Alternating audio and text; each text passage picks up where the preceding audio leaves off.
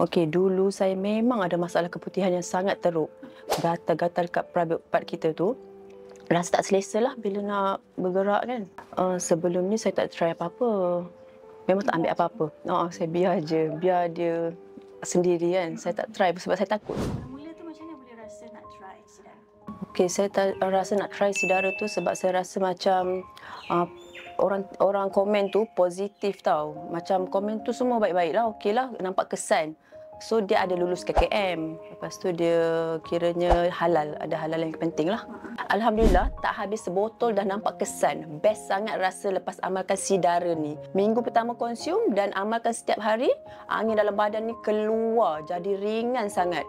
Masa tim sidara consult tu, saya rasa menyesal kalau tak try.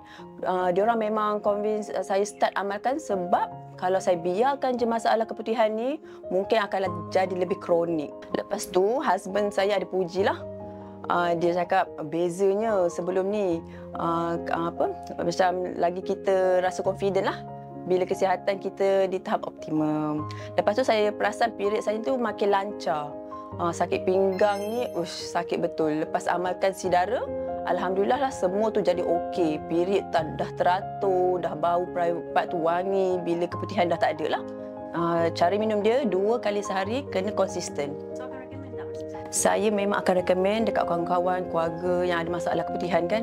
So saya memang recommend sidara ni.